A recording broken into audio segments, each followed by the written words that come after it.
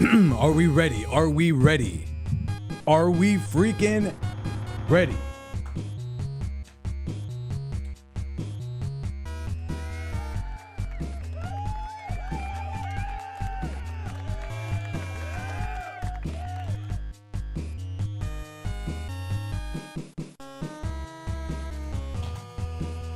Here we freaking go.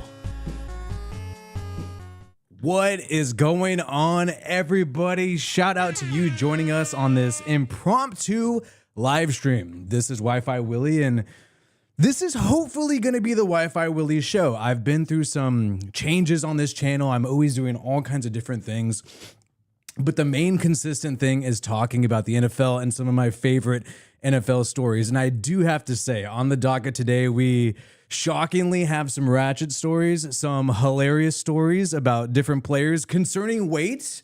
We got Deebo Samuel on the docket, Patrick Mahomes on the docket. We're going to talk about that.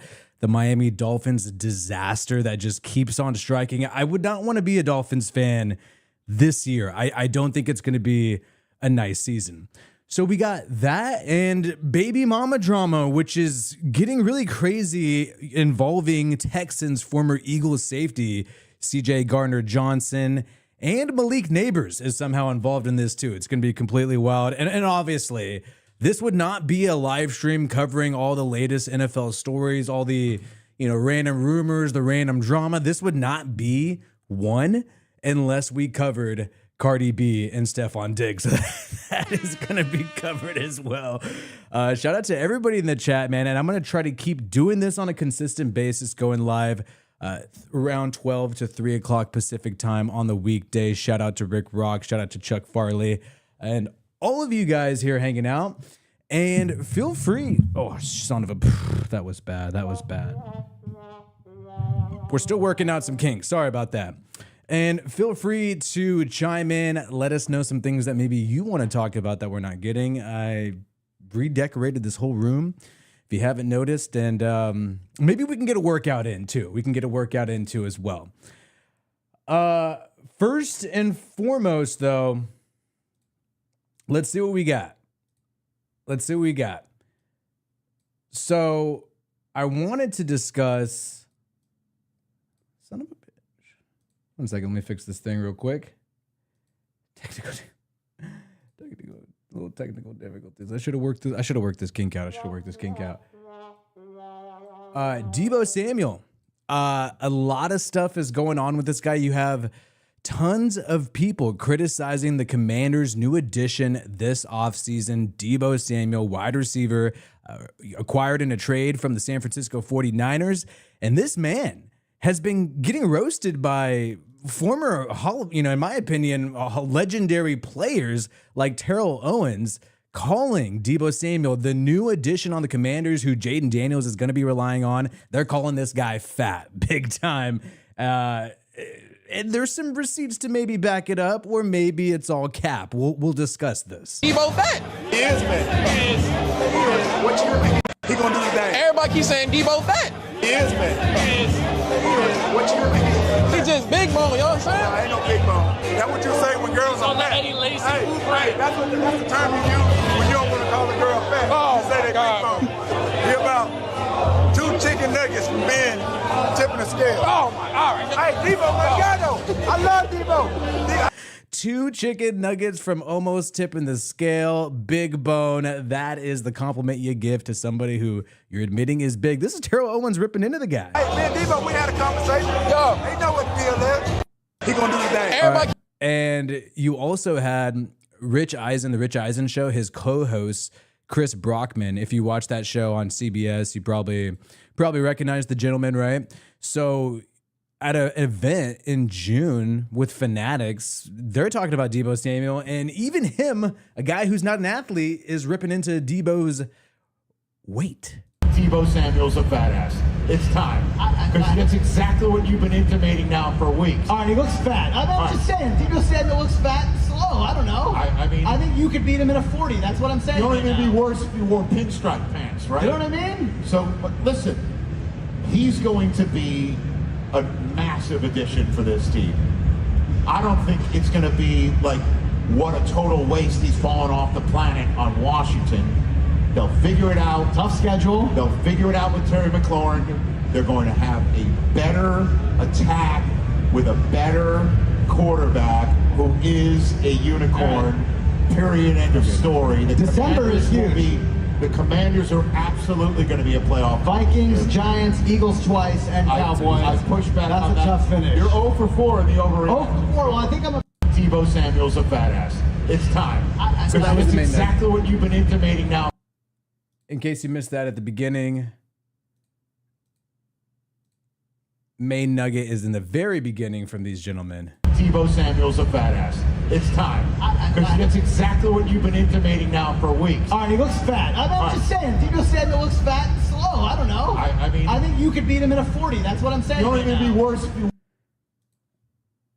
I think Deebo Samuel looks fat and slow, and I think you can beat him in a 40. And I mean, to me, I just look at trends in the NFL, and this is a common trend to just rip into Deebo Samuel. And you got a guy like this guy who obviously is an athlete. He's ripping into Deebo's weight. Is there some validity to this? Terrell Owens. And also, it doesn't stop there.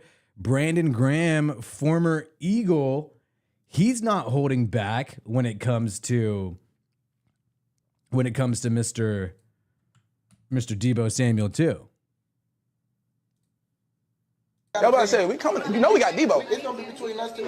I wouldn't worry about him. He gotta be in shape first. He don't look like he in shape right now. What?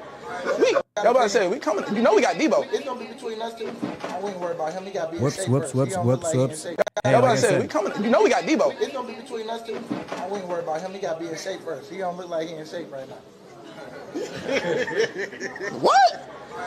Y'all about to say, we coming. he don't look like he is in shape right now. So Brandon Graham, Terrell Owens, the Rich Eisen show, and at mandatory minicamp, you had a lot of people criticizing Deebo Samuel as well on X. Of course, it's going to be on X on social media.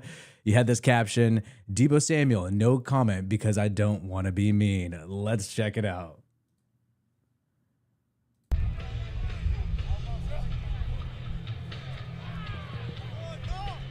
Not looking super fast. It is mini camp though.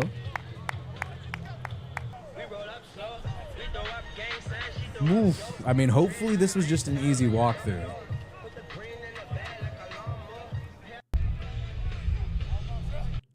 So, okay, the guy is being called out for being big. The guy is being called out for being slow. I mean, I kind of get the concern. Hopefully this is just a walkthrough, but this is a pretty... Is he supposed to be the number 2 wide receiver outside of Terry McLaurin for the Commanders? This is a team that's going all in because they got a amazing QB in the draft last year with Jaden Daniels.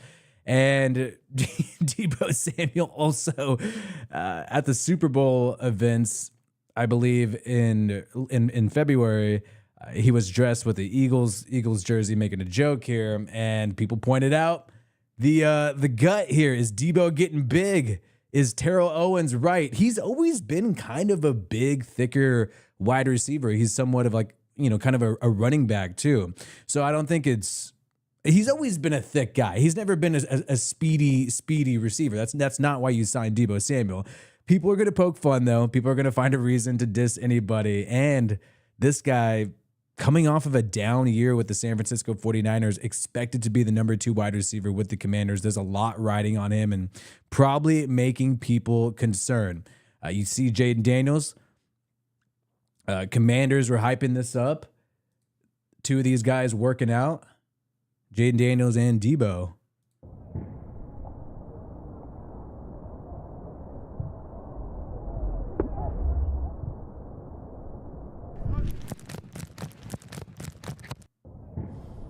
And really, that's what you need Deebo Samuel for, right? Is he going to be the guy who's going to be able to, make a catch, break a few tackles, get you a couple first downs, right?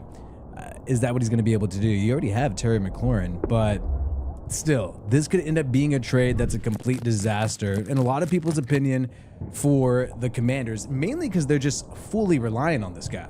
I mean, who else do they really have? I know they had Noah Brown, some other characters when it comes to the depth chart of their wide receiver. Let's take a look at this.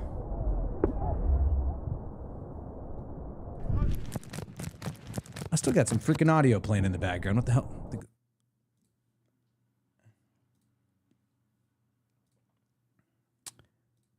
So, Noah Brown, who's dealing with injuries. Michael Gallup came out of slight retirement, was a former Cowboys wide receiver, and then was with the Raiders, but then got injured and sort of retired. They still got Luke McCaffrey, related to the other McCaffreys in the NFL. But I just feel like a lot is riding here on Deebo Samuel for this team. I think they should have, swung bigger like the Steelers, maybe grab DK Metcalf. Perhaps the Seahawks weren't willing to send someone like Metcalf to the Commanders, but I think that would be obviously a lot better for this Commanders football team. 670 yards last year, 892. Almost, one of his worst seasons statistically last year, despite playing in 15 games for Deebo Samuel. Second worst in yards, and not too impressive when it comes to touchdowns. And even rushing, it was also one of his worst years rushing, second worst in yards, despite having 42 carries. So even doing his shtick, what he's known for, wasn't too great for Deebo Samuel. And will he bounce back? Is he getting fat? Is he getting fat, or is this just all cap? What do you guys let me know in the comments below? So shout out to the people coming here on this impromptu live stream. Rebecca Diamond, shout out to you. And we do have training camp starting soon for the NFL. This is one of the more quiet times. All the top shows are on vacation right now, right? But it's all going to come really soon. What is it? July 15th, you got some rookies reporting to minicamp, and then you're going to have some of the veterans report the same day. And that's why we got to get geared up now and talk about the weight concerns regarding Deebo Samuel. Now, there's another weight story that I wanted to get into as well. Just 1 second. This one's pretty freaking wild, not going to lie. But here we go, man. Some people are starting the 20, so it's the 9th today. We got some people starting the 22nd, 15th with the Bills. That's right around the corner, 16th. So really, we're just 1 week away, 5 days away for some of these teams. Giants doing the 15th. That's in 6 days. Niners. And these are the rookies, and then the veterans are going to come like a week later. Some of them, they're coming right around the same time. Vikings, you got the rookies coming the 20th, and boom, 22. So, in my opinion, not too far away. The season is not too far away. Let me see if I can find something. So Deebo Samuel, now we're learning his thickness is mainly muscle. Deebo Samuel's thickness, it turns out, is mainly due to acquiring a lot of muscle. He's trying to assure Commanders fans everything's going to be A-okay. And here's Deebo posting a workout video. Come on. Nice! Nice! Yes, sir! Nice! That's a rep. Go, push. Good job. Nice, get up the field. Good shit, boy. Yes, sir! Yes, sir! Get it out in front. Good drop. Nice. See ya. Nice. Yes, sir. Good job. Nice. Inside. Nice. Good shit, boy. Now. Oh, yes, sir. Come on. Outside. Good job. Run. Come on. Yes, sir. Come on. Yeah. Nice. Come on. Yes, sir. Come on. Oh, yeah. Come on.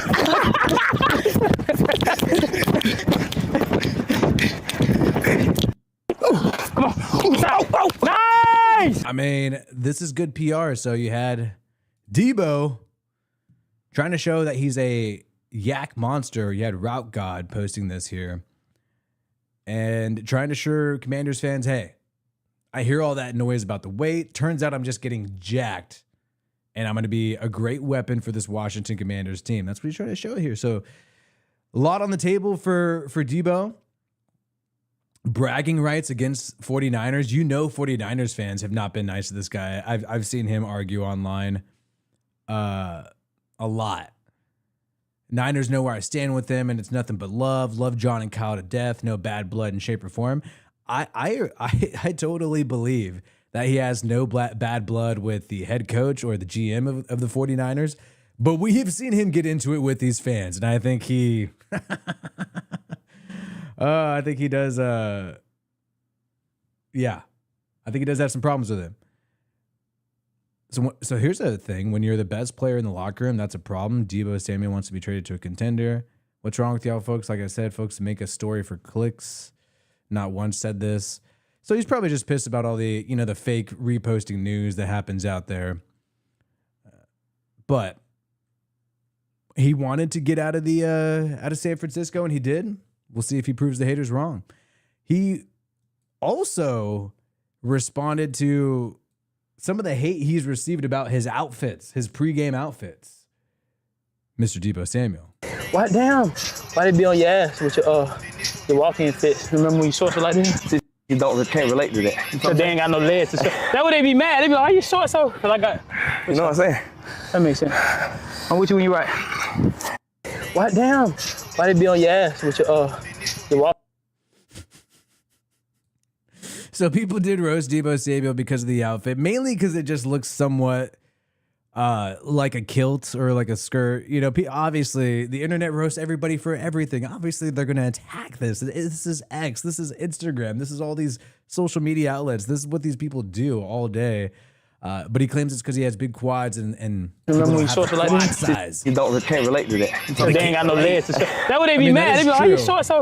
But he's wearing shorts right now. So I don't think the quads are too big for shorts. I think he just was trying to do some experimental fashion, and shout out to him. But you cannot, be surprised when you get roasted on the internet when you're going to wear something a little more experimental like that. That's what I'm saying. I don't think he has bad blood with the Niners organization. I think he gets really pissed off about the fans, about some of these fans. Let me see what else we got going on here.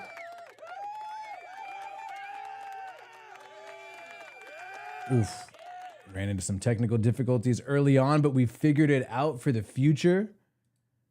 Shout out to all the people watching right now on this impromptu live stream. Let me know where you're from right now. I want to know who's watching from where. This is the research that I have. We got some people chiming in on Deebo's weight. So hit that like button. We're starting fresh. You go into every season fresh, especially when you take off so much time like I have.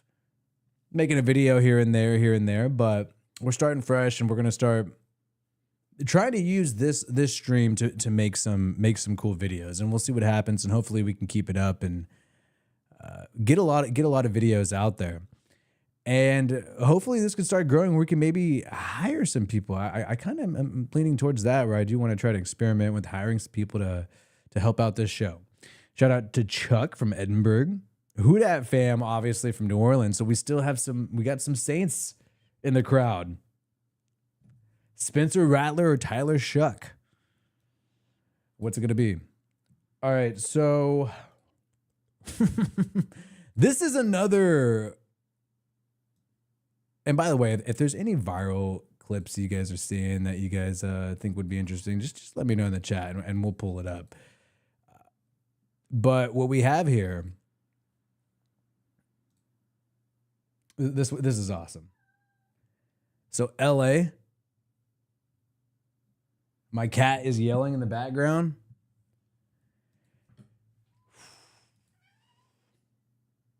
What's up, cat? What's going on? Stop everything. There's a cat who's in trouble. So right now we're going to talk about this hilarious story involving Patrick Mahomes and a Chiefs radio host who's dissing the guy. But I want to see if this cat will hop on my lap. No? All right, well, fuck you, cat. All right. So... this is absolutely hilarious that happened. Kansas City-based podcaster and radio host Kevin Keatsman had some harsh words to say about Patrick Mahomes' off-season training regimen.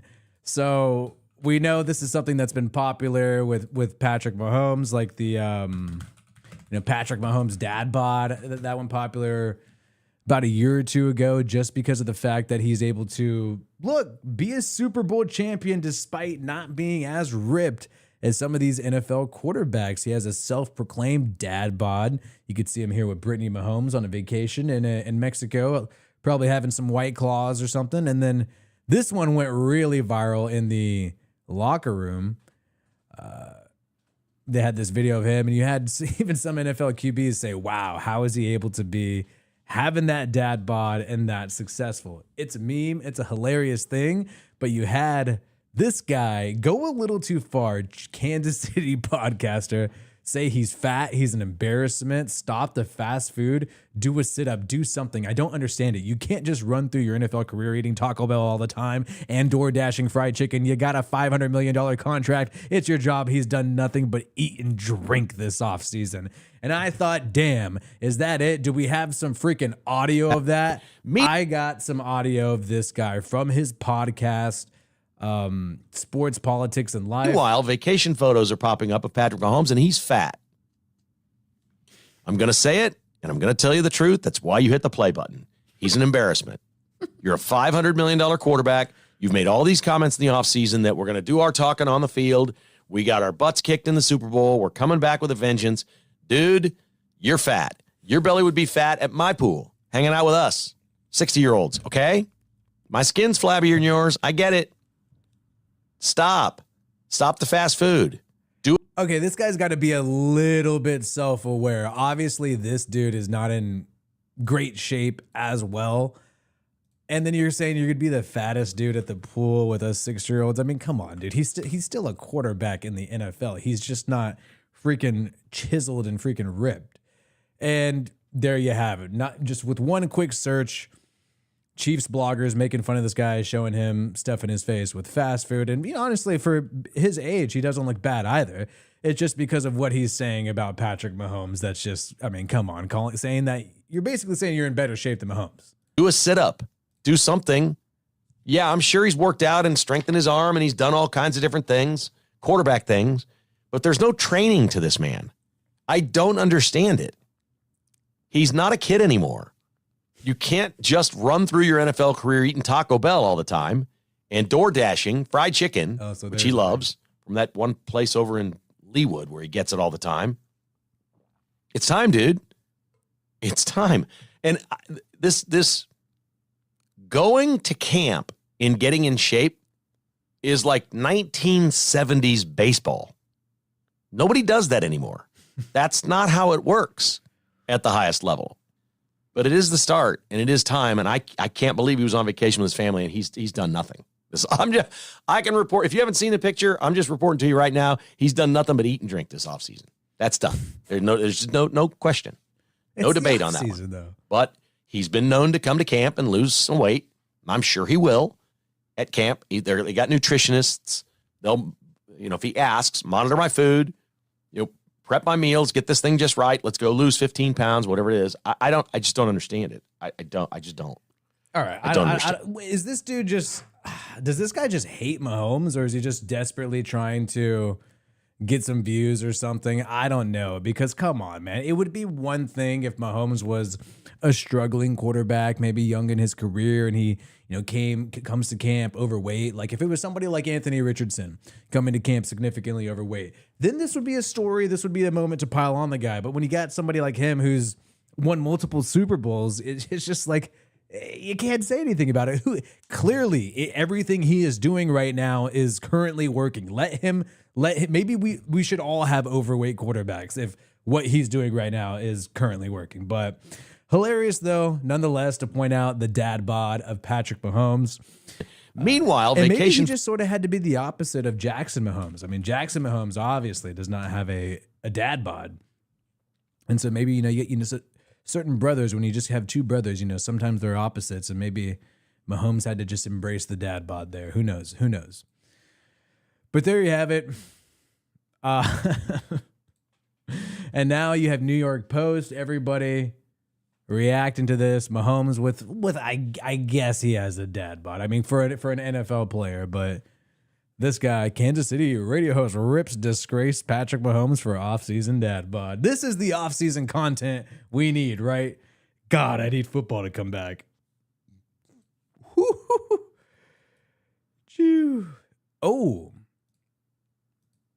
So Mahomes' trainer got pissed off about this. Make this bigger.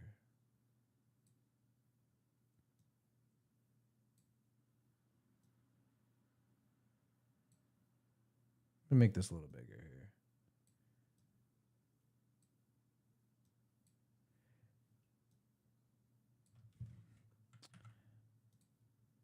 Don't you guys like watching the behind the scenes, huh?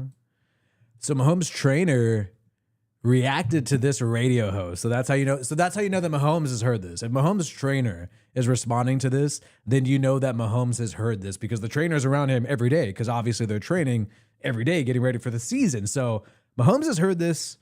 This kind of proves that kind of a mistake for the trainer for even responding here. The trainer, Bobby Stroop, fired back with a now deleted message on Twitter. Whoa, this is getting intense here. What does he say? Oh, shit. Let me get this. Send me your location. You obviously need attention. If you want to see what in shape is, go make it through a practice at training camp or run hurry up offense scrambling back-to-back plays. You don't have a clue what it takes. It's not a look. It's performance. All right, so I don't know why the guy deleted it because it's not that bad. And he didn't say anything that crazy. He just said, oh, you need attention.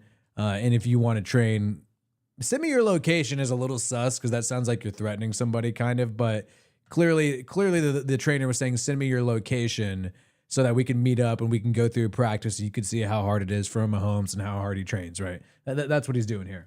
So I don't know why you deleted it because you have Pro Football Talk. They screen grabbed it. They showed it. They're making an article about it. Once you send it once and you're a high profile trainer like Patrick Mahomes' trainer, this is going to be public record from now on. So deleting it, if anything, just drew more attention to it because you want to see what someone deleted, right? You kind of sounds sexier as a headline. Deleted tweet. We uncovered the deleted tweet, right? So bad look there, but look, if Mahomes ends up going to the playoffs and winning a playoff game, then this dad bod shit really doesn't matter. So look, I want to see the downfall of the Chiefs more than anybody, but I'm not going to sit here and act like Mahomes' dad bod right now is a problem at all whatsoever for him. So let's talk about some more shit. We got a couple more stories. I got to make sure I got everything organized, though. So I'm going to organize some more stuff while I talk to you guys here. Football returns in 22 days. He is not built like Big Ben. Big Ben was seriously a hefty one. But he can make all the throws, man. And he's hard to sack. Shame on him for having an offseason. Exactly. Shame on him for having some fun, having a life. I did love that video. The freaking, that was a good one. The Mexico, getting harassed by Raiders fans in Mexico last year. It's got to be up here somewhere. Oh, yes. Very easy to find. So yeah, this is funny, but not as funny as when he was harassed last year in Mexico in April by Raiders fans. Him and Brittany Mahomes, Patrick and Brittany Mahomes. They get the Raiders. They get the Raiders. So you can see Mahomes right there. Mahomes and Brittany just trying to have a nice little meal. They get the Raiders.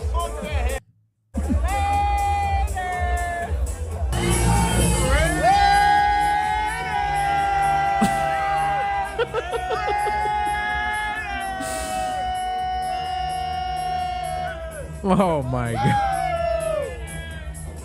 And it's like, dude, you're going to Mexico. Of course you're going to see a shitload of Raiders fans. What did you expect? Oh, good. That's like the second. That's like the second home base, dude. Outside of California, and now Nevada, I guess. But that's more of a tourist kind of thing. I don't know if it's all Raiders fans there. Oh, that one never gets old. All right, so let me find some more shit. Where's Carl? You think he come out of retirement? I don't think he will. He seems like he's actually done. But who knows, dude? Like, what if the Dolphins are in a playoff hunt or what if the Dolphins make the playoffs? Well, they got Zach Wilson as a backup, but it's like if you're Mike McDaniel, you're desperate. You want to go get a veteran, or do you want to roll with Zach Wilson if Tua gets hurt and you're about to make the playoffs? That's something to consider. So, but it seems like a lot of these teams have their depth set. I think the best situation for him, for somebody like that who's a veteran who might retire kind of year to year, is the Steelers and the Browns. Both of those situations, and they got Joe Flacco and they got Aaron Rodgers already. So it might be a wrap. Who knows? All right, let me take a look at some things here.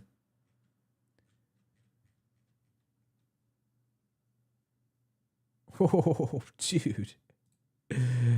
No way. What is this? So it turns out like probably one of the fattest kickers I've ever seen next to Sebastian Janikowski is signing a deal with the Jets, a multi-year deal. And he's a UFL standout kicker, and it looks like he's going to be the Jets kicker for the near future. How big is this guy?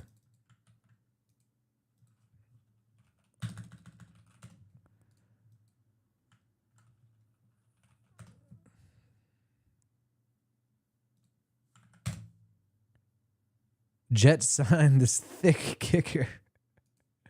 Jets signed a thicker kicker. Harrison Turner under the goalpost. Here he is. Looks like what we saw earlier on a long field goal attempt by K-State. 61-yarder in college at Iowa. It is State. Brooks. Mevis kick on the way. It's a flag. There's a flag down. All right, but okay, I want to see what this dude looks like. All right, amazing kick.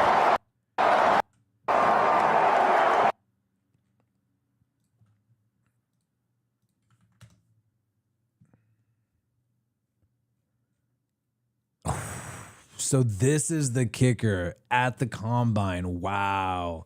Holds the SEC record for the longest field goal ever. That 61-yarder we just took a look at earlier was nearly perfect with the Birmingham Stallions in the UFL last year, 20 of 21. This guy is weighing 242 pounds, 6 feet, over 6 feet. Maybe he's not that tall. Think about it, though. Somebody like Josh Allen and Anthony Richardson, those guys are like 230, 240. So just shows that, you know, muscle does weigh more than fat. But two kickers, the thickest kicker is this guy gonna be the next Seabass, man. You just like seeing a dumpy big dude out there boot some freaking big ass 60+ yarders. Had him from 53 right here, UFL. Enough leg and he drills it. I just want to see him celebrate. With distance to spare. Dude. Hey, if there's ever a kick return, dude, you got this guy trying to freaking tackle you on a kick return. He's gonna save kick returns for a touchdown. Look at this dude. Hell yeah. If I'm like a DB or receiver returning these kicks, I don't want to go one-on-one against that guy. Hell no.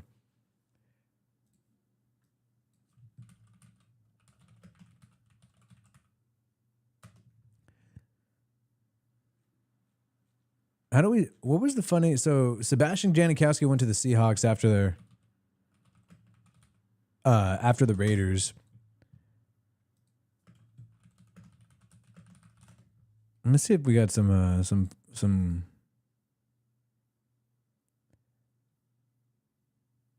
funny moments.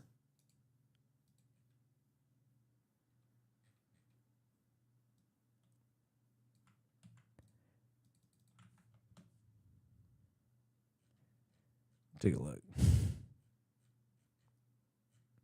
Because there have been some like, I know, like, announcer. I just saw something the other day where it was like an announcer moment of them joking around about Janikowski.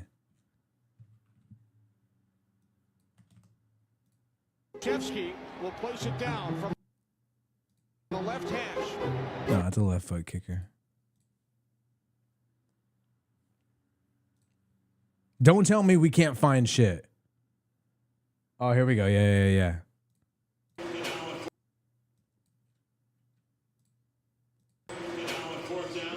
Janikowski coming in to try a field goal. Look at my man, Janikowski. Like, he looks like an imposter. Look at him. He looks like he bought that uniform at the Halloween display at Target, and he snuck onto the field. My man can kick. He looks like an imposter, like he bought that uniform and snuck on the field as a Halloween costume. That was the shit I saw the other day. I thought that one was good. So all that wait for that. Well, that's kind of disappointing. Oh well. All right. So we were supposed to talk about something else before I went on that digression, but people were talking about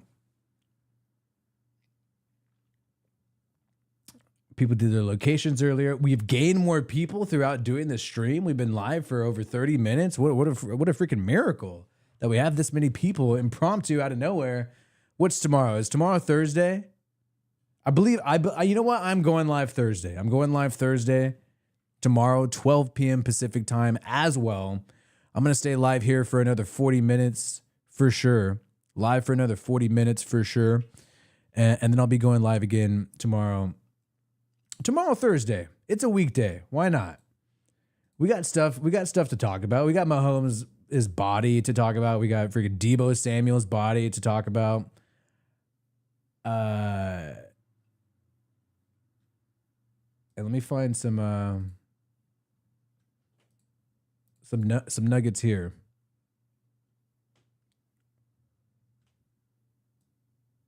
Oh shit.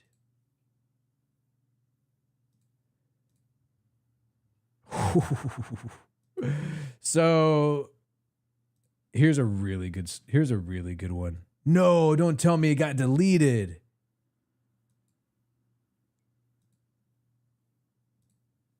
Hold on 1 second. So this is a really good story, and this better not have been deleted. Oh. It was basically some CJ Gardner-Johnson.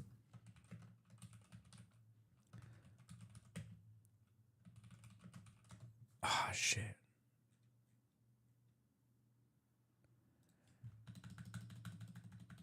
We'll find this shit. Don't worry. I got to set this up to set the story up.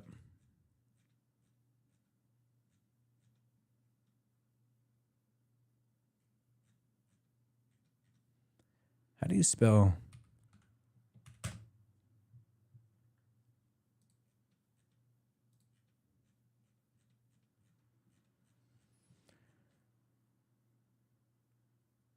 Okay.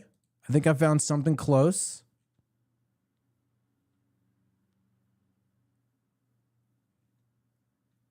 Oh.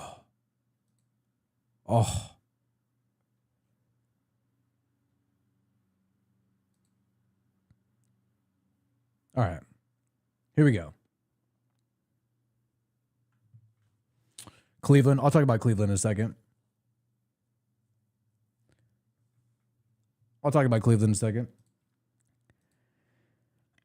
So this is absolutely wild, man.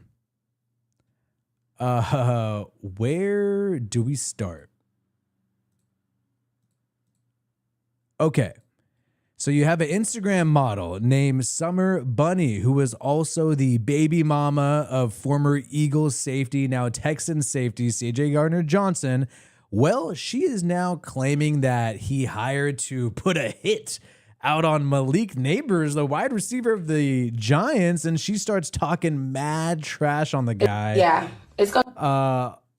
Also saying that he You know what? I'm just gonna play it, and then we're gonna show the reaction to it. And before I play this, real bad. before I play these wild claims by this woman and everything she said, I do want to provide some context. Now, where's my freaking? This woman, Summer Bunny. Enough. She's talked about CJ Gardner-Johnson before, and she's been on podcasts before saying that she needs some more child support. That is what she has done.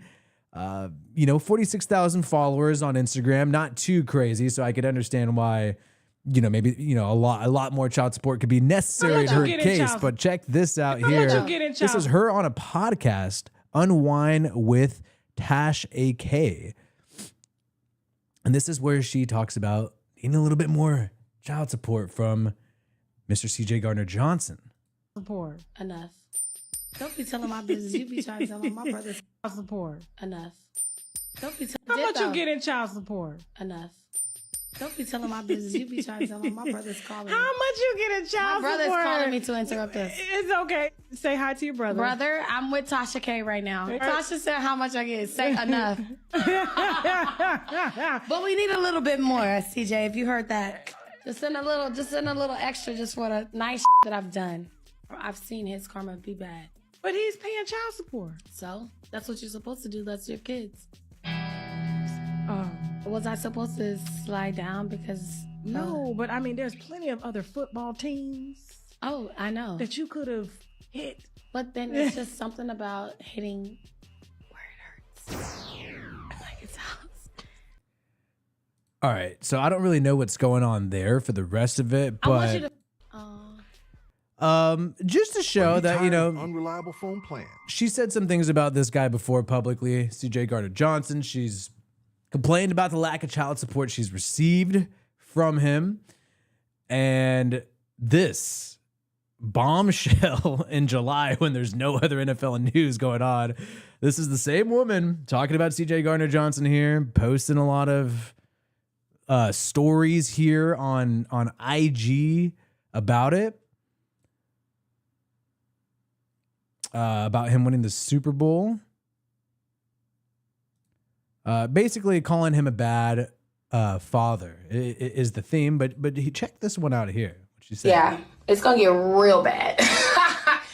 Like, you're so jealous. You're so jealous. You try to do jealous shit. Like, tell Malik Neighbors. Tell Malik Neighbors about the so-called hit you had with your boy Z. My boy Z gonna go get Malik Neighbors tonight. You ain't doing shit. Go press stream, nigga. Go press play on stream and go get some views. You got 23 views. Hopefully this will get you some more. Lame ass A. Okay. I gotta pop in here because I guess so really wild. I mean, I don't know if she means a hit, like a nasty hit on the football field, right? Is what she was referring to about his hit. But CJ Gardner-Johnson is a streamer. My test, Houston, we got a verge of breaking. He found out he was getting traded to Houston on stream. With my test, Houston, we got a problem. I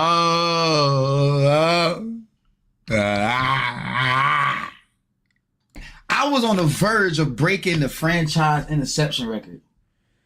So he finds out on stream he's getting traded, and he does do streaming a lot, which is why it's pretty funny that she's going after the fact that he's trying to be a Twitch streamer. This woman, his baby mama, is hitting him where it hurts, man. Trying to roast the fact that he's out here doing some college football gaming here.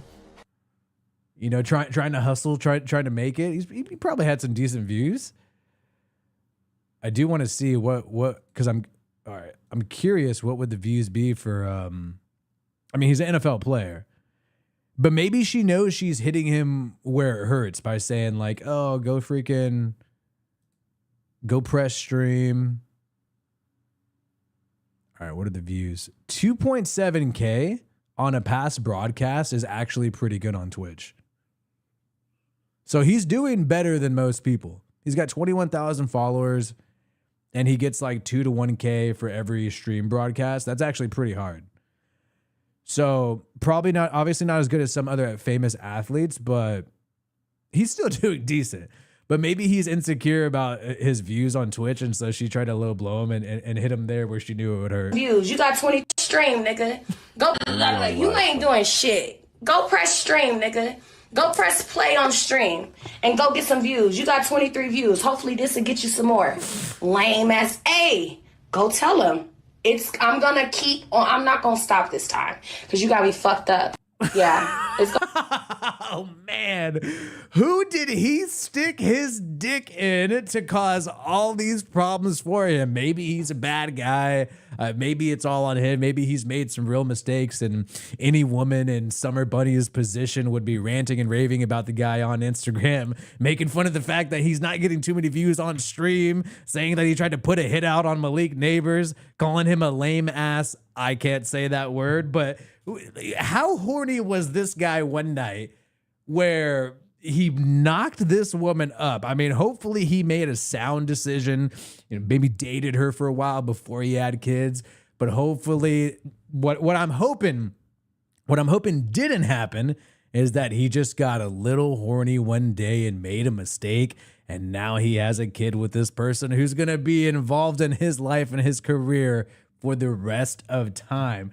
Ooh, Summer Bunny roasting CJ Gardner-Johnson, the baby mama not holding back. And this is why, fellas, Wi-Fi Willie's in his 30s now, so he can start giving out advice. Just, we all get horny sometimes, but just before you do it, just think about it. Just think about it. Worst case scenario, if I knocked this person up, how would the next 20 to 30 years turn out?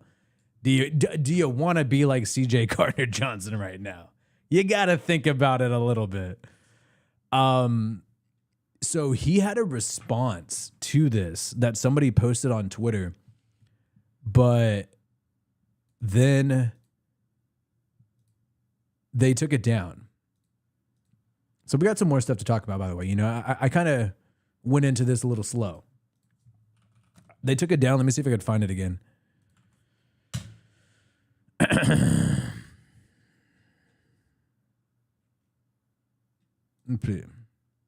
Hopefully nothing, make sure nothing naughty pops up on X. You got to keep it safe here. So we don't have his response. So that was a thing that was posted, but then it must have gotten taken down. And this guy's one of the characters in the NFL. Like, he's always victories next. He famously, we knew he was gonna give us one all game. He famously trash talked, after the Saints were the number one offense. He trash talked the Saints and Carr after the game. He's stacking the victories next. Take us to the final drive here. About the interception. We knew he was gonna give us one all game. Like, everybody want to bet on. They thought they had us on a little 7 route. They'll lobby. Okay, cool. But they ain't go over our head all day. Ooh, cool. It's cool. So he's a very animated guy in all these pressers. So that's why he's always doing Instagram stories, always kind of in the news, right? And, he's a character. He's a character in the NFL. He makes the game more entertaining. I like guys like these personally. And after they beat the Chiefs in the Super Bowl, it sucks for him that he got shipped out of the Philadelphia Eagles. But after they beat the Chiefs in the Super Bowl, he was doing belt to ass at the parade celebration.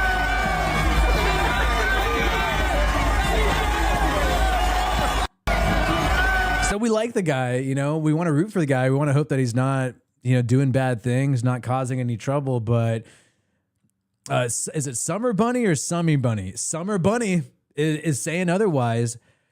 Let's see if we have anything of his response. Nope, it got taken down. It did get taken down. Oh, okay. We do have, okay. We do have some response here. Because I had the video loaded up. See, you could see it right here. And when you it says, you could see the full video right here. When you click, done.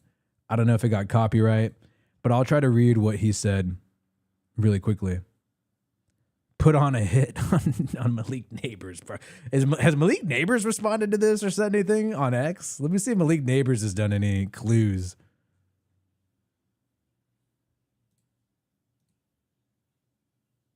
No IG story from Malik Neighbors on this. Yeah, I mean, he's probably, I mean, if I was him, I wouldn't touch this.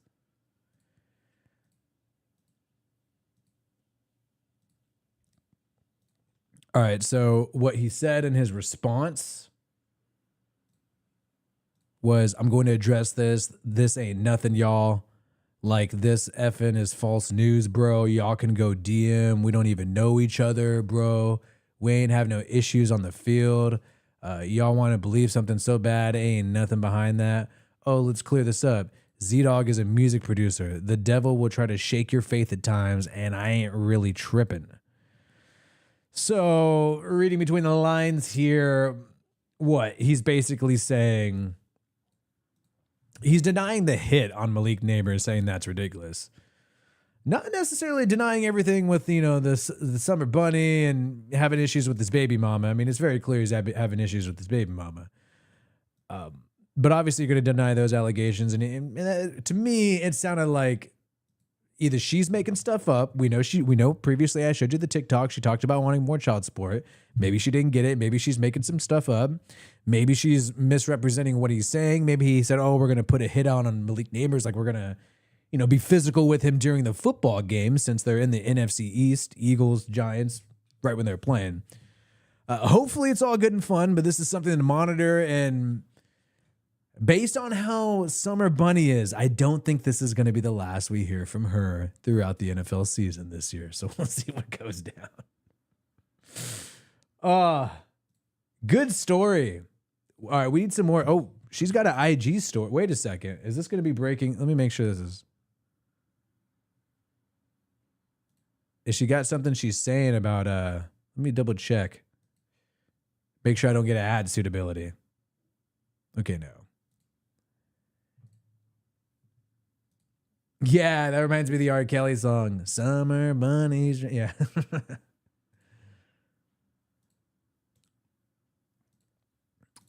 Well, yikes. Rough stuff for, you know, rough stuff there. Let me pull up this new story. We got some more stuff going on here. We got to talk about Diggs in a little bit. We got to talk about the Dolphins in a little bit too. We may talk about the Bucks for a little bit as well. And we also,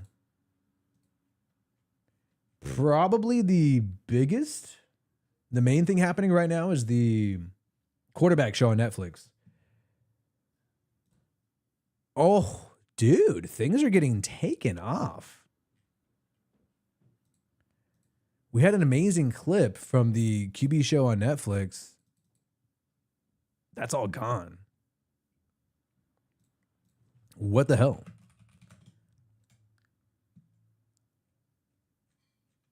Let me see if I can find it. Ooh, okay. Here we go.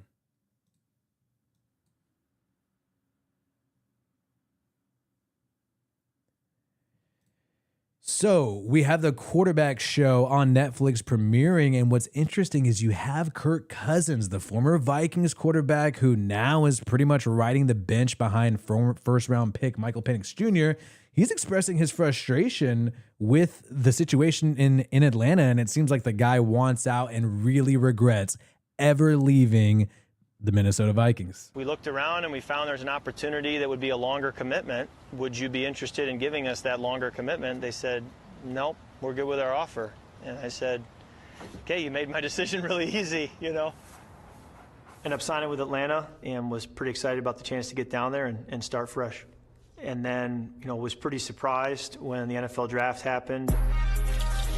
With the 8th pick in the 2020. All right. So we know, obviously, they draft Michael Penix Jr. That's what goes down. First round pick. You just signed Kirk Cousins to a lengthy contract. He's supposed to be the guy. But here's the kicker that we get into that's really surprising for a lot of people. Shows that the guy desperately wants out, honestly. Wasn't expecting us to take a quarterback so high. At the time, it felt like I had been a little bit misled, or certainly if I had the information around free agency, it certainly would have affected my decision. I had no reason to leave Minnesota with how much we loved it there if both teams are going to be drafting a quarterback high. But I've also learned in 12 years in this league that you're not entitled to anything. Yeah, so he would have never left Minnesota. And you had the particular quote written out here by Ari Mirov here. If I had that information around free agency, it would have affected my decision. I had no reason to leave Minnesota with how much we loved it there. If both teams are going to be drafting a quarterback high, I obviously would have stayed with the Minnesota Vikings. And the Vikings right now, you got JJ McCarthy, first round pick, who hasn't played at all. And I believe the backup quarterback for the Vikings is Nick Mullins still. Sam Howell, Brett Ripon. That's not a lot of security behind JJ McCarthy when the rest of their roster is loaded. Like Kirk Cousins has talked about, throwing to Justin Jefferson, throwing to Addison. These are great wide receivers. And now JJ McCarthy, a dude who's never started a regular season NFL game, is supposed to carry this loaded roster into the postseason with a great offensive line. Good run game. I like the addition of Jordan Mason from the San Francisco 49ers this past year. And we know that defense was dangerous all year last year. So I think the Vikings wish they had Kirk Cousins as well. And I remember in May, after the draft, around the draft, people were talking about the fact that they need to trade Kirk Cousins. The Vikings do. Don't know if he's going to get his wish. Mikey T, what should they do with Cousins? Have to trade him. This player is one play away from going in at the quarterback position. He doesn't want to be there. That's been well documented. What's complicating here, guys, is the guarantees. About $37.5 million left to guarantee over 2 years, which is how much of it is Atlanta going to eat? How much is the acquiring team? So not only are you talking about draft choice compensation, Hannah, but the guaranteed money is the part that, to me, is going to be harder to resolve. Mikey T, what should they do? Well, now it's already past June. So it would be a post-June 1st cut or trade. Regardless, better cap situation for the Atlanta Falcons if they want to do that. And remember, Kirk Cousins originally skipped voluntary OTAs. He skipped them in June, but then came to mandatory minicamp, and now he's set to be the backup and moving. And he says we're moving forward. And it's about how we as a team and as a quarterback room could be the best we can be in 2025. So he's basically making peace with being a backup quarterback behind Michael Penix, who's only started about 3 to 4 games in the regular season games in the NFL after being a rookie last year. He's an older rookie, right? 26 years old now. But now Kirk Cousins is put in this situation. I think the guy really wishes he could find another opportunity on a different team. They're claiming that there were no other suitors, no other trade partners. But if you're the Atlanta Falcons, you're going to have to pay Kirk Cousins anyway. Maybe you want to just hold him hostage on your team. Think about it. Like, if Michael Penix goes down, you have a quarterback like Kirk Cousins to fill in there, or if he's not great. And maybe Kirk Cousins is trying to look at the positive side, and he's thinking, hey, there's a really big chance that Penix goes down or he underperforms, and right away, boom, I'm the starting quarterback. I'm back where I wanted to be. Moving on from his contract, though, if you're looking at it, if they did find a trade right now, I think you still overall save, but you're going to be, eating money no matter what in 2026. Release is even worse. I mean, I don't even think a release is possible because of how the financials are there. I mean, I think that'd be too much. You'd have to find a trade partner. So Kirk Cousins is also going to be hoping that some other quarterback goes down so he could find a spot. I don't think anybody's going to pull the trigger and give up that kind of compensation for Cousins unless it's a dire, dire need. And hopefully he doesn't go out like this. I mean, this guy's really up there in his age. 36 years old, been around for a while. We forget about it. Forget how the guy looks young for his age too. So we also forget he's up there. One of the oldest quarterbacks in the NFL right now among the starters. Flacco, Aaron Rodgers, 41-40. Clearly the oldest, but I kind of feel for a guy in this situation, mainly because it's their last few years to make something happen.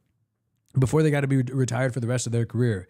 But the guy did struggle towards the end of last year, and maybe Michael Penix Jr. is just clearly that much better. I don't think Raheem Morris and the Atlanta Falcons would make this mistake and just go ahead and have all this drama in the background, have the whole an unhappy veteran quarterback who really wants out, feels stuck in this contract, all the media attention around this crazy move of, benching Kirk Cousins. I don't think they would go through all of that unless they really believe Michael Penix Jr. was better. So we'll see what happens if Kirk finds another spot, but he's going to be a big story because of the new Netflix quarterback show. And he's probably the one, aside from Joe Burrow, who has more drama in the series so far.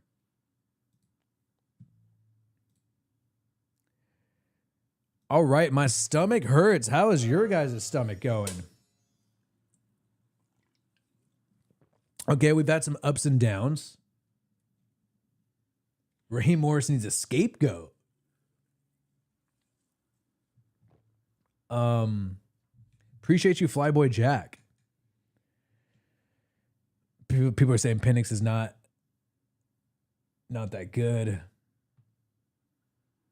Here for the drama. Shout out to the Dolphins. Daniel Jones versus Tua. Who you guys got? I mean, obviously I'm going Tua all day, but I think Daniel Jones has injury problems too with the leg.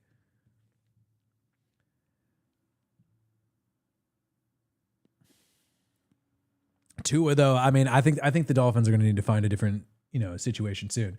Hey, that's a really good transition. So the Miami Dolphins have been dealing with tons of heat from Jalen Ramsey being traded away, and you have people like Raheem Morris, the former Dolphins running back, kind of talking trash on the organization. Just a really big dark cloud surrounding the organization. And there was even a story about them being soft in the cold. We'll get into that, but this is the really big one. This is huge. And this clip is really intense, but you have to really know how insane it truly is by just having a bit of context here. So the Dolphins need a cornerback after trading away Jalen Ramsey, and they've been wanting to grab Asante Samuel, right?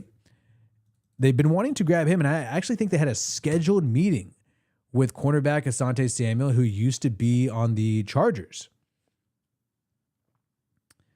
And let me just double check to make sure this is true. Exactly. So the Dolphins have shown interest in Asante Samuel Jr., who was on the Chargers, recently released, but you got his dad, the great Asante Samuel Sr., and that's what makes this clip more juicy. Dolphins are currently pursuing this player, and the dad is literally talking trash on the Dolphins as we speak. Don't think Asante Samuel Jr. is going to be joining the team after what is said here. Dolphins had no reason to trade Jalen Ramsey other than they're sensitive. There's no leadership in the Dolphins organization. Mike McDaniels is a pushover. Chris Greer, the general manager, he has no backbone. These guys over here, the Miami Dolphins, they are running this team like a little league team. No one can stand up to the players. They're terrified of their own players, and they have no control over their players. Dolphins had no reason. I mean, so this is kind of a theme that we've seen lately with the Dolphins. We recently did a video about it when we talked about them trading for Darren Waller. But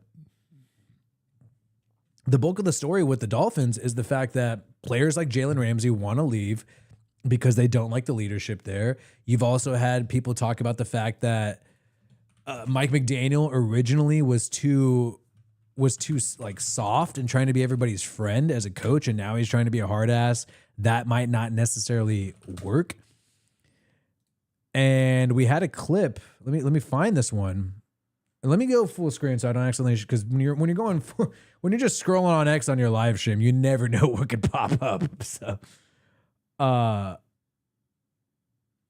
you got people referring to him as one of the softer coaches in the NFL. Let me find this one here.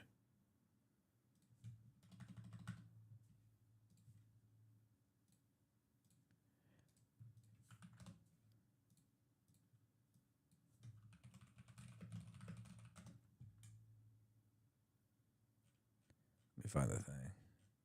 Don't tell me I fucking lost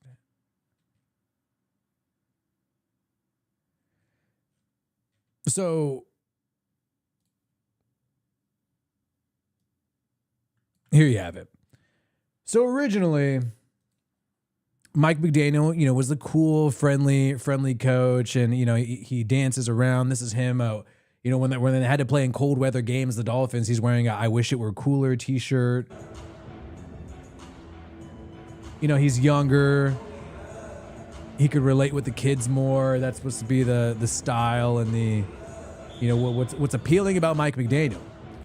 This is a couple of years ago in 2022. Now, fast forward to this past season, you got players on the team, Jordan Brooks, linebacker, saying that part of the reason why they lose some of these games towards the end of the year is because they're soft in the cold. I know you pride yourself on being a very physical football player.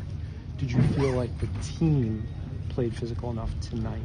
No, I felt like we let the elements control the way that we played. As a group, I thought we were soft. Simple as that. I thought we were soft today. And when you say the elements, what do you mean? I don't know if guys was too cold. I don't know what it was, but I felt like the elements played a part in how we played as a group. And so, and that was the results that we got. I know you pride yourself. So not good, man, when you got one of your starters, a linebacker, talking about the fact that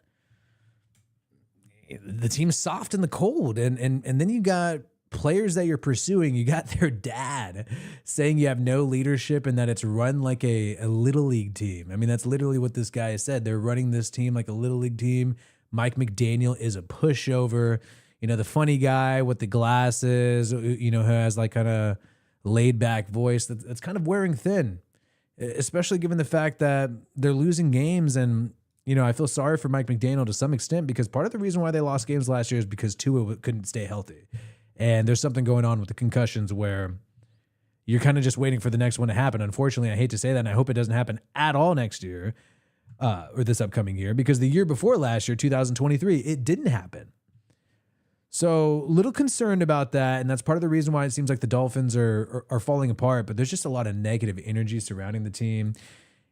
People talk about the fact that Mike McDaniel is on the hot seat. That could probably be the destination that's opened up for a new coach to come in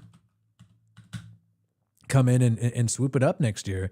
I mean, if they don't make the playoffs this upcoming year with all this negative energy, I don't see how they make it. And here we have it.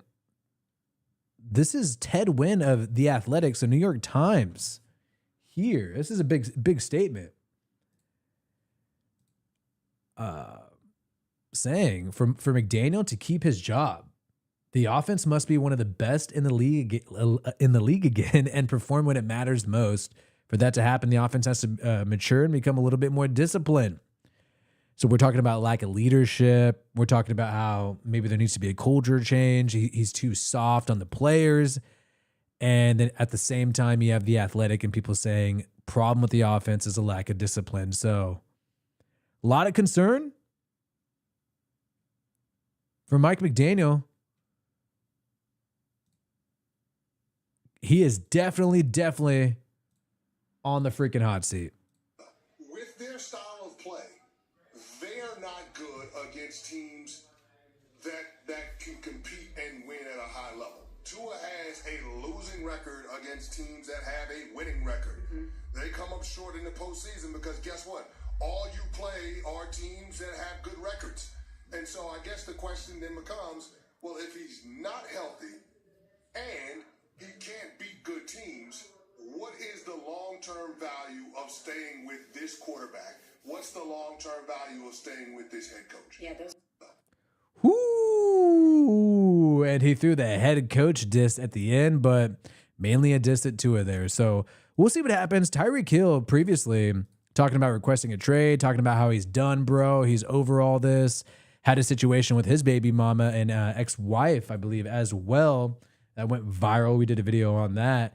But now he's turned to God, and apparently things are all chill with Tyreek Hill, and he's ready to go with the Miami Dolphins this year. You know it's a long season. There are highs and lows all the time over the course of 17 games. Right.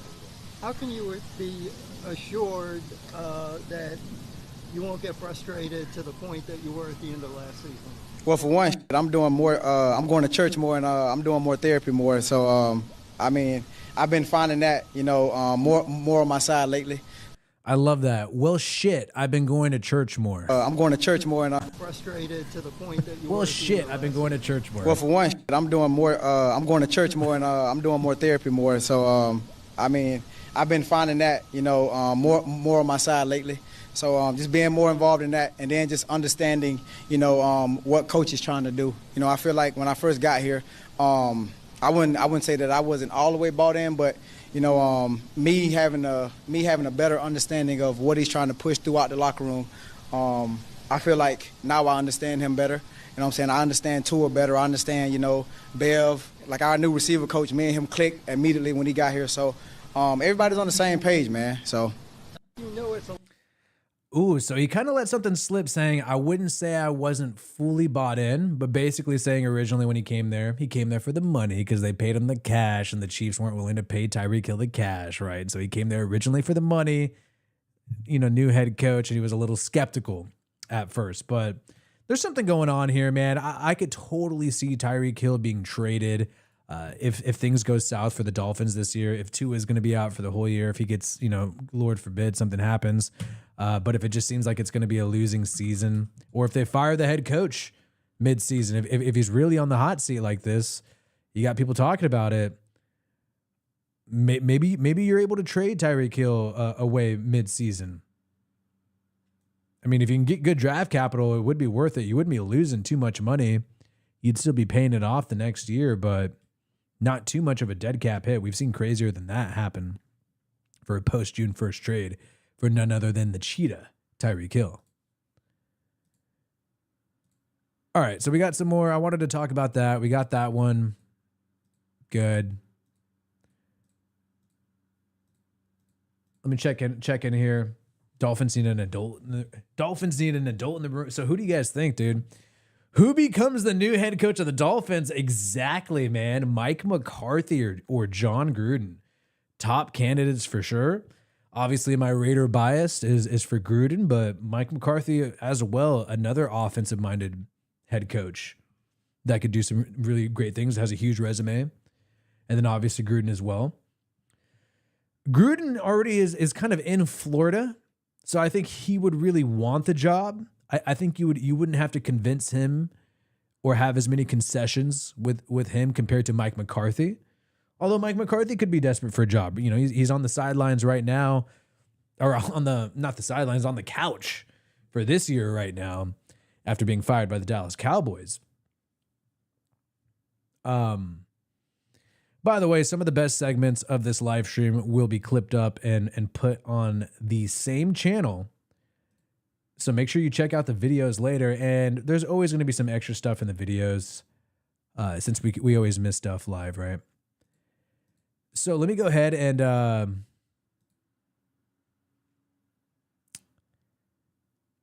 take a look at so we got two more stories coming up. We're going to talk about Stephon Diggs in a little bit in the Patriots situation. We're going to also talk about an update with the Buccaneers. Let me see what else we got.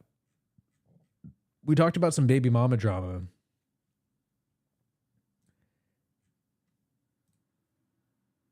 And we talked about Kirk Cousins a little bit.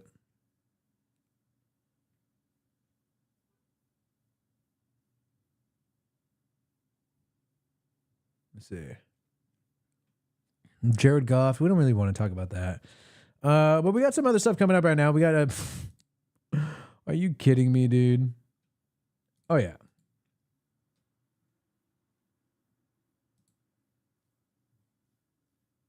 All right. So, okay, interesting stuff here. So Terry Bradshaw ripping in. This is pretty crazy stuff. We got Terry Bradshaw, former Steelers QB, now NFL broadcaster, ripping into the Steelers, blaming them for the failure of the former first-round pick quarterback Kenny Pickett. They didn't do anything to build around him. George Pickens, I believe he played with Kenny Pickett. I know they had Deontay Johnson too. I guess he was not enough. But you got Bradshaw ripping into the Steelers organization. And I guess he's done this a couple of times. So he was praising. He was praising Kenny Pickett joining the Browns. My claim. All right, so we got some here, defining resilience, blah, blah, blah, team dynamics, sales philosophy. I don't care about the dude's sales philosophy. Employer relations and values. No, favorite coaches and final thoughts. All right, you know what? We're going to find. We know how to find this. Don't trip. Don't trip. We freaking got this.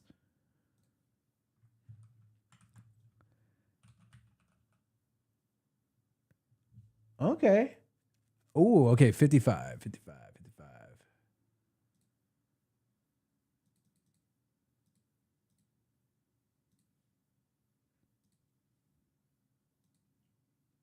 In the first round, he is going to be successful, but you've got to surround him with the kind of talent he had in college. And they don't do it, and they call him a bust. Baker Mayfield's in the Tampa Bay playing great now because he got talent around it. The Steelers get rid of Kenny Pickett, a first rounder, got rid of him after 2 years, all right? And they're still looking for a quarterback. They didn't even do anything to build around him. Sam Darnold goes into Minnesota. Look at all those weapons. And look what happened. How great did he play? He didn't play well in the playoff game, but he didn't have time to throw either. That defense was all over him. But, yeah, that guy, and he's such a good dude, that head coach at yes, here's what I think will happen. I'm just guessing now. I think they'll just franchise him for 1 year, and that's $40 million. $40 million 1 year is better than $250 over 5, and you got the kid from Michigan sitting on the bench who, by the way, was going to be really good. We could have had. So Terry Bradshaw seems like he's not aware of the fact that they talked about franchising a quarterback. It seems like he's not aware that Sam Darnold is on the Seahawks. So that's why it's hard to get your football analysis from Terry Bradshaw, even though he, obviously has a lot of knowledge up there from his years playing and covering the game. But he's old, and at this point doesn't seem like he really is aware of just the latest transactions around the NFL. The dude still thinks that Sam Darnold's on the Vikings and doesn't even realize he's on the Seahawks. And he's talking about the Vikings franchise tagging Sam Darnold. So guy's not fully clued in, but basically his point is that teams aren't building around their QB, and the Steelers are example of that. The Browns with Baker Mayfield are example of that, and the Jets with Sam Darnold. Had 4 rookie quarterbacks play great this year, and what's that kid's name? McCarthy. Yeah, you got the kid in, you had Daniels, and you had the guy in Chicago who I like, Williams. Where's the other rookie? Bo Nix, Denver. As a matter of fact, Sean Payton pulled me aside at the Super Bowl. He said, "Boy, if I got me a good one." I said, "Yeah, I got me a good one." So, all right, so saying the Steelers were a failure, and he said this before on a radio show. They didn't protect him. They didn't get him an offensive line. They wanted to run the football, but they didn't have an offensive line. And look, this could be good news. Now is the time to prove it, right? This could be good news if you are a Browns fan, hoping that maybe Kenny Pickett's your starter. But most Browns fans are rooting for Shador to be the starter, or even Dylan Gabriel. I think Dylan Gabriel has more hype than him. I think. Oh, here you go, local radio. I think Pickett's a QB you can win with if you surround him with the right people. You got Lance Riesland, former head football coach, part of Gridiron IQ, works with the Cleveland Browns staff, praising him. You see him on Spectrum as well, covering high school football games and analytics. For me, it's not being undisciplined on TV. Had they had that in theory with... He was undersized, wasn't outright straight coverage and leverage. Landry, who is very, very good at another direction, although they've got 4 different quarterbacks to choose from now. Do you think solving the run game in the pass game, which he is deep or as talented, as long as you have the Cali all week, true, and it can really help a young quarterback or a transition to be committed to the run, and so didn't care what you did. All right, we're not really finding anything out. You're saying they're going to be run first. Okay, so there's not really shit here. I don't even think I'm going to do a video about this Bradshaw shit. Kenny Pickett, though, in the Browns. Browns deserve better than Kenny Pickett. According to one analyst, the Browns will have to put together a strong ground attack as their passing game is in serious need of a leader at QB. I mean, I think you go Joe Flacco. I mean, that's obvious. Any team that doesn't have, I mean, even teams with franchise QBs have to run the football. Like, Chiefs got to establish a running game. Bills do. So do the Ravens. The Bengals need a running game. I mean, if anything, they're a little too pass heavy. So every team needs a good run game. So I don't really like this kind of analysis that people do. Well, this team without a clear franchise quarterback is going to need to run the ball a lot. Well, I think every freaking good team, has the threat of the run, right? Or else it'd be too easy for a defense. The Steelers, though, they're not going to be missing Kenny Pickett. They got them some Aaron Rodgers.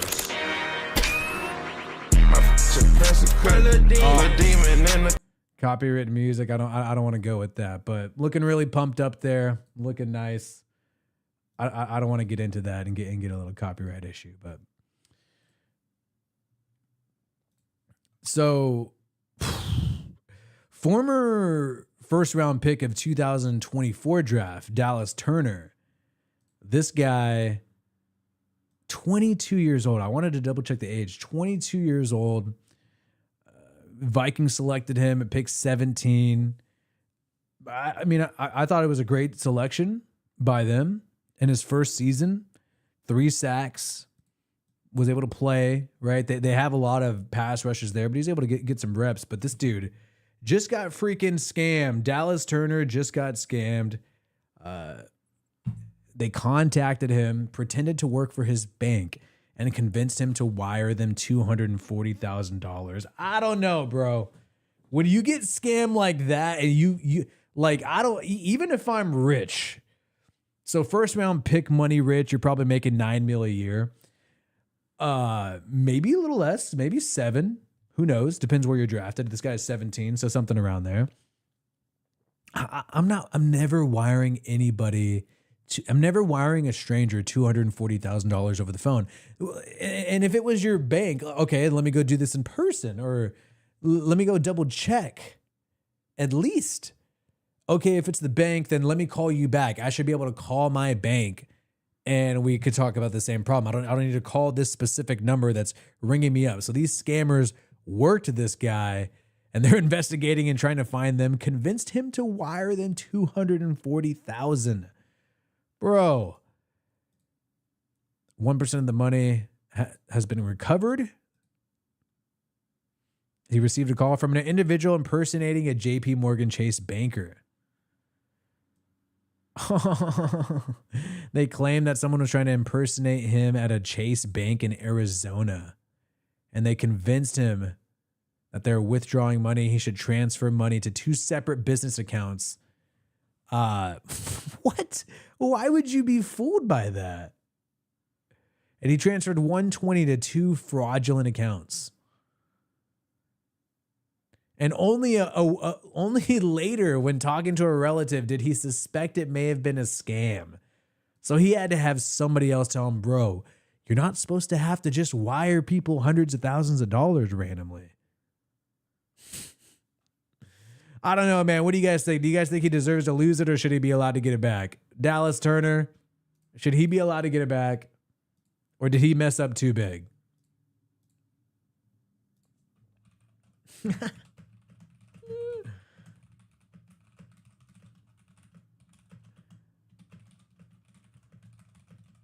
Yeah, I don't know, man. That's pretty sad. And now that you have this story going public in the news, you're going to have a bunch of NFL fans trying to find this guy's number. They're like, yo, if he was able to get tricked like that, who else could we trick? Who else? He's gullible. Let's see if we got some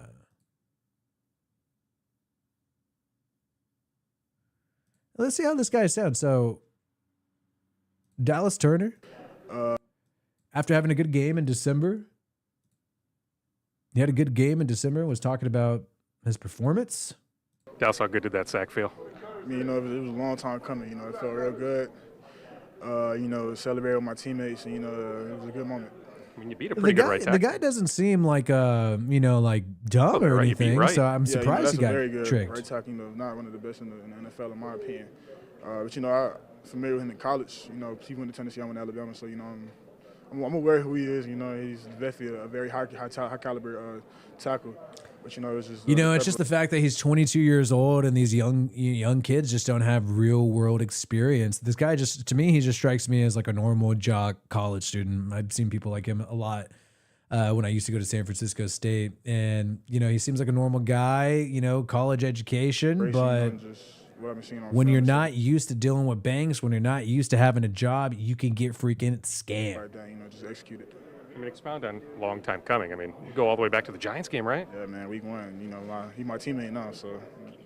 Because I was expecting him to be like Kadarius Toney. I could understand Kadarius Toney. People like him getting scammed. That's what I was expecting.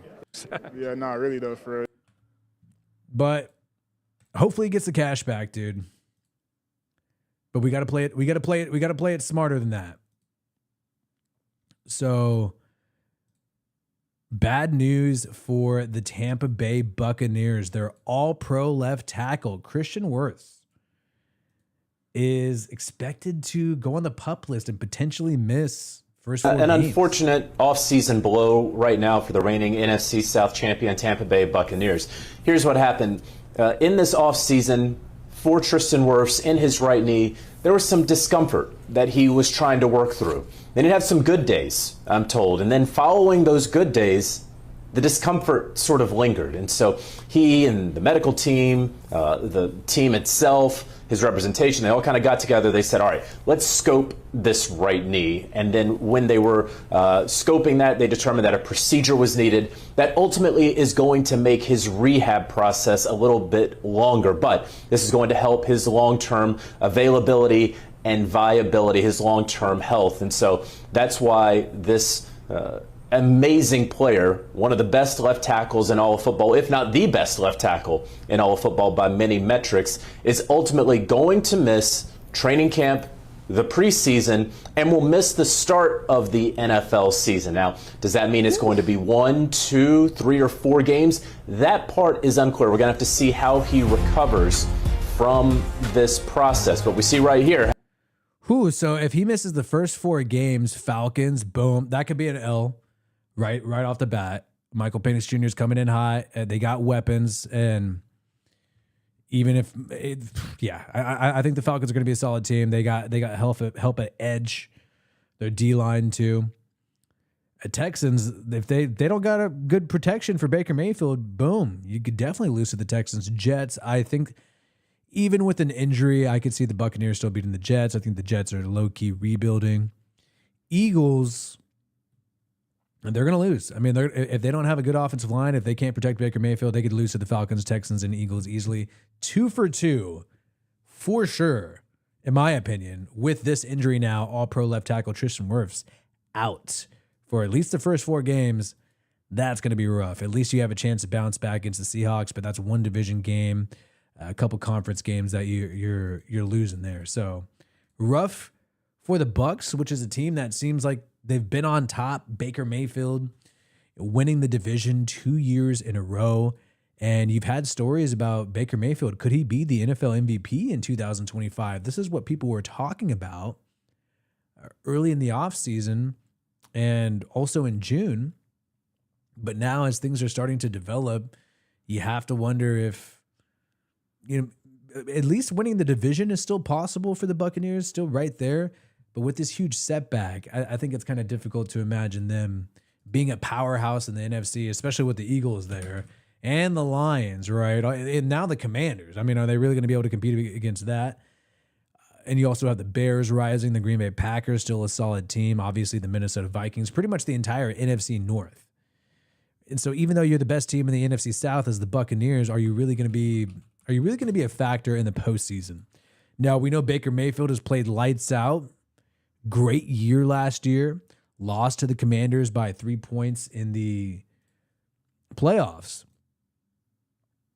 But taking a look at what they got here, they re-signed Levante David, still have Jamel Dean, have McCollum there at corner as well.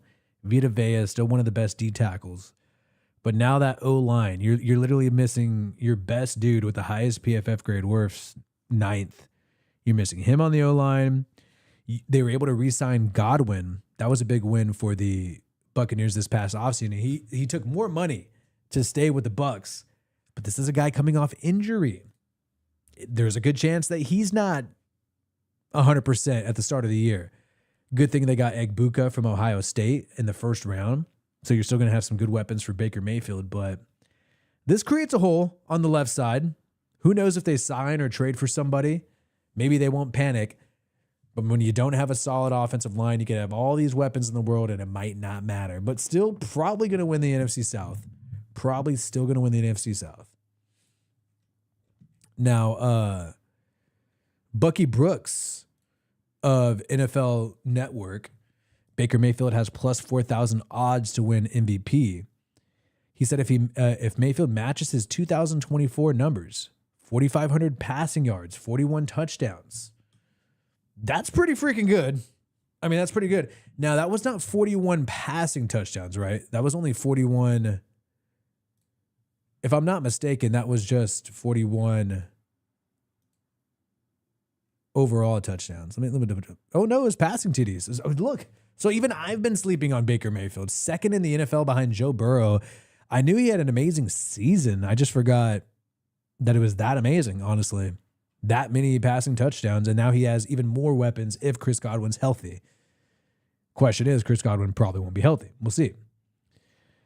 So they talk about Mike Evans, Bucky Irving, great running back too as well. Mayfield, also a great improviser when the play breaks down. So maybe even the fact that they're not going to have their left tackle for the first 4 games, maybe that's not going to bite them in the ass. Who knows? But talking about Mayfield being a dark horse MVP candidate. So current odds is, okay. How much do you win if you bet 100? Because look, I'm not a big 100 on plus 4,000. You would win $4,000 if you bet $100 on him winning the. Oh, they're just trying to get people to just bloop send in their money. Oh well, this random article says that he has a chance to be MVP, which he does. I mean, you're second in touchdowns, and if they win a playoff game. If they win a playoff game and he puts up those same numbers, that is true. He does have a good shot to win MVP. At the same time, so much depends on team success. Josh Allen won MVP last year, right? Even though Joe Burrow had better passing stats, just because the Bills are more successful. So you're also relying on betting on the freaking team in addition to the player, which kind of sucks for MVP. I think it should be individual, who is the most valuable for their team. So Lamar Jackson should win it every year. LSU gymnast Livy Dune reveals she's about to make her first real estate purchase, but then they banned her from purchasing an apartment. So a few months ago, I decided I was going to make... I mean, this is sports related, so we can check it out. So a few months ago, I decided I was going to make my first real estate purchase, which is so exciting, and I was going to get an apartment in New York City. But the gag was, it was Babe Ruth's apartment. So naturally, I'm telling everybody, I'm excited. I was going to buy it, and I was going to pay with cash. I wanted this apartment bad. It got to the point where the realtor was so confident. Paul and I went. I got an interior designer because I didn't want to bring my college furniture to Babe Ruth's apartment. That would be criminal. Then the week that I'm supposed to get my keys to my brand new apartment, I get a call. The co-op board denied me. So pretty much the people in the building voted to not have me live there, which is fine. Honestly, it wasn't financial. It could have been, for all I know, they could have been Alabama fans and I went to LSU. I have no clue. Maybe they didn't want a public figure living there, but I was literally supposed to get the keys, and that week they All right, denied you know me. what? I'm sorry for playing this. This is not that fucking interesting. I'm sorry. You're rich enough to buy an apartment in New York, and then they denied you because you're too famous and you're gonna be filming videos and shit all the time, and they don't want paparazzi and press there because they're rich as hell and want privacy. All right, moving on. Sorry for playing that shit. Jeez, and I don't know why it pissed me off so much. Because in a way, they're screwing up the show. All right. So maybe this is what we need to talk about. Oh, yeah. That was a thing. All right, we'll pull this up real quick.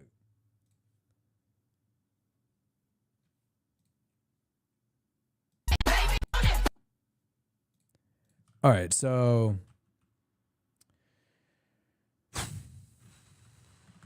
Oh, yeah.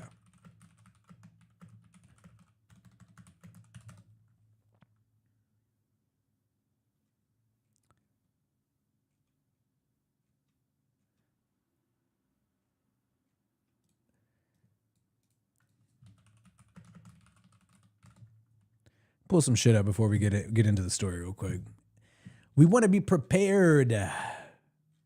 Prepared.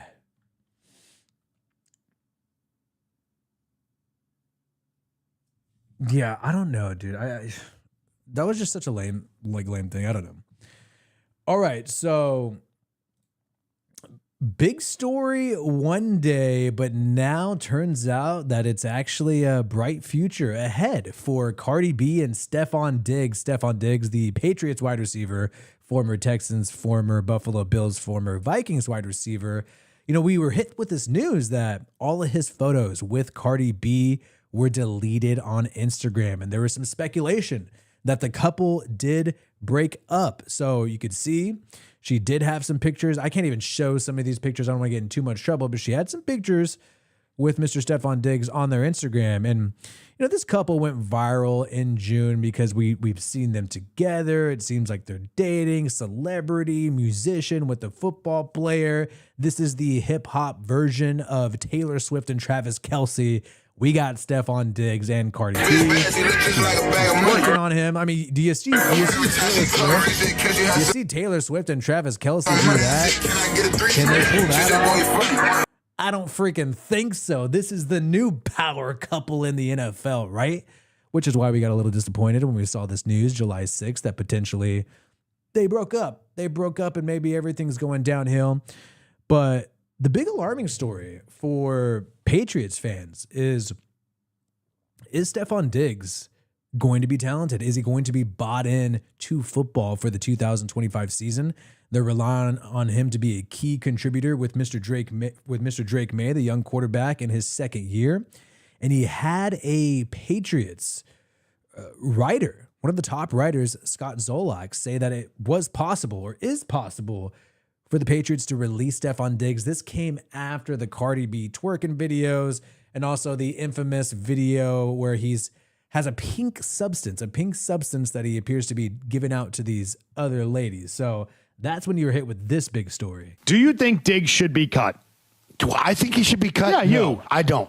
I do not. I came to this show yesterday with the but the knowledge of that it is on the table, that it is being thought of. And it's not just the boat. It's not just the boat. There's some other things that I've heard. That's all. So pretty big stuff, though. You know, you're talking about the fact that dude could get cut. He's heard some things.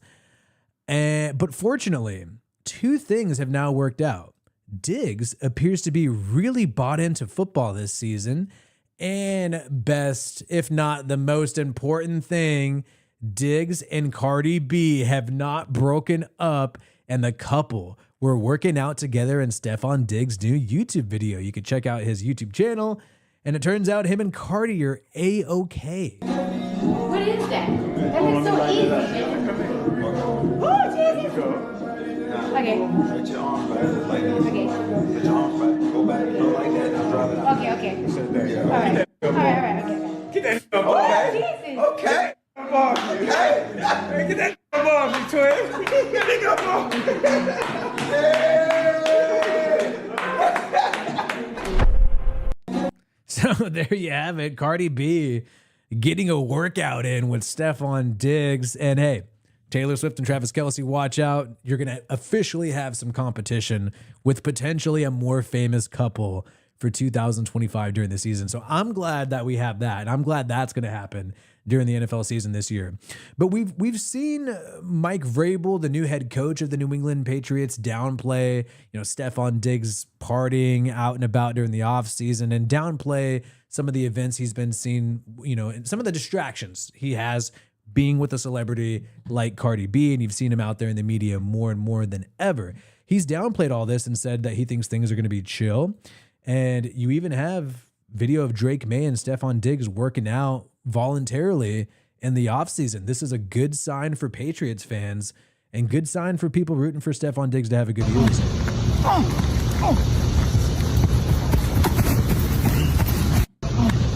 So that shows some commitment, man. He's not just clocking in when it's mandatory. He's out there working with freaking Drake May. And on his YouTube channel, not only did he show him, hanging out with Cardi B again, he also started talking about how, he's getting a second chance and he has to take advantage of this moment. And the dude sounds more determined than we really thought. I was 5th round draft. I beat everybody out of a job there. That's how I got my start. I got my opportunity and I took advantage and I got better each and every year. Now I'm going into a new situation. And I love that God gave me an opportunity again. You know what I'm saying? Not just the opportunity to play ball, but to prove myself again. You know what I'm saying? I done did it so many times. I know exactly what it takes. And I'm coming off an injury. Supposedly, that's what they say. I don't know how true that is. But I'm out here moving good. I'm getting ready to get back. That's kind of an odd comment. I'm not sure how true that is, that I'm coming off of an injury. He's saying he's moving good, so he's trying to hype himself up. But, he did have an ACL injury. I mean, that's what happened on the Houston Texans. Like, it's not like it's not true. Kind of an odd statement, but Stephon Diggs has always been kind of a weird guy. Grind. It's been 7 months, man, since the last play for going on 8 months now. All I want to do is get an opportunity to spin. People gonna act like other shit in the world give you that rush. So now it make me feel who I was in high school, middle school, elementary school. You can ask any of my teachers, what you want to be? I'm going in the NFL. They said, what you got to have like a backup? Who got a backup plan? Tell them to have a backup plan. Backup plan give you a safety blanket and shit like that. I ain't want no safety blanket. I wanted it to be all or nothing. Real gamble. I knew I was gonna get it though. I knew I was. The plan B. I won't get a second chance at this shit. And I've made my mind up a long time about that. Like, there is no second chances with this shit. Like, you gotta take advantage of it right now. So, hey, that's great for Patriots fans because you're originally thinking, hey, is this going to be a disaster? Is this guy fully bought in? Does he really give a shit? Is he just trying to get a year-to-year check? Has he been checked out for a while ever since it didn't work out with the Buffalo Bills? That's great news if you're a Patriots fan because now you got a guy who's fully determined and thinks that he could do something special in New England and wants to take advantage of this second shot. So as a Raiders fan, concerning for me because the Patriots will be playing the Raiders week 1, the Josh McDaniels revenge game. That's going to be very, very interesting. Former Raiders head coach for about a season and a half, coming back to New England as their offensive coordinator, going up against his former team now. And there's going to be a lot of drama in that matchup in New England. But Josh McDaniels thinks he can get a lot out of Stephon Diggs.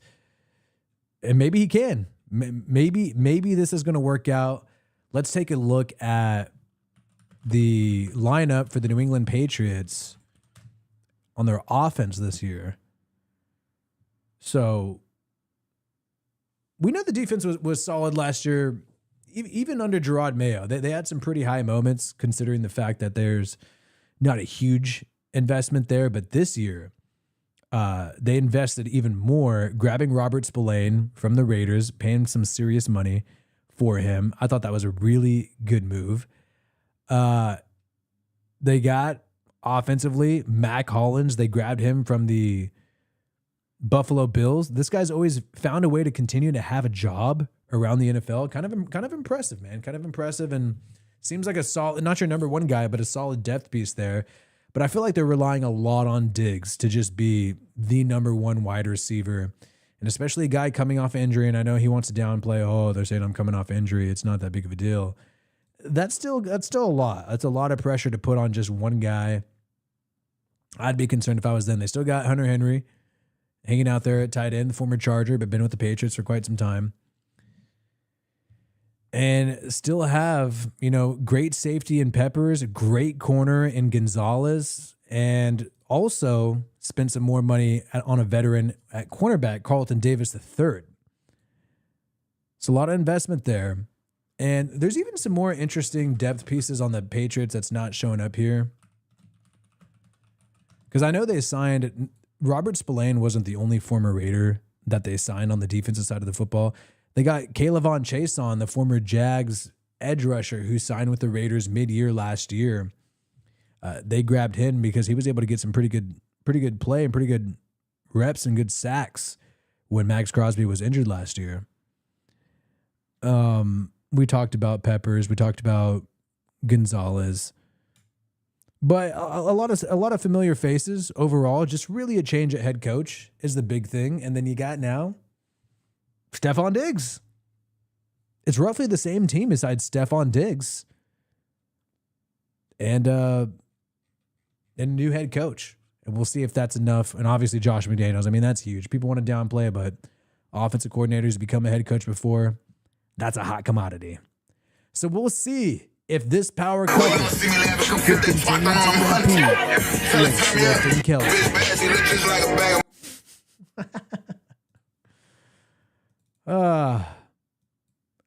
Trying to think if I went over. Shout out to all the people who've stayed here this the whole time.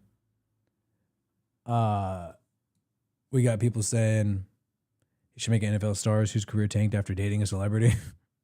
Tony Romo and Jessica Simpson. I remember that was a popular one when I was younger. Celebrity.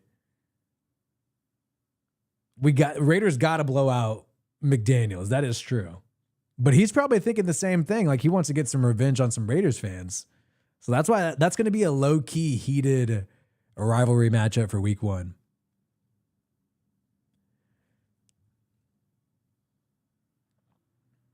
Yeah. Well, we'll be going live more often and clipping up some of this stuff. And then with training camp happening next week, there's going to be so much stories we won't even have time to cover them. So make sure you subscribe, man. Turn on notifications so you know when we're going live. You got to ring the bell in order for that to happen. And be on the lookout. I'll be going live tomorrow as well at around 12 to 2. I might start pushing it out a little bit later just because 12 is still too early to me. But be on the lookout for it. Turn on the notifications so you don't miss the next one. And we'll definitely be back at full speed Monday the 14th. Training camp rookies are returning for certain teams on the 15th, 17th, all next week. So we'll be live then. And then full training camp happening in 2 weeks on the 21st of June. And then July 31st, the first preseason game. We'll have a lot to talk about. So I'll see you guys soon. Peace out. And I hope you have a good one.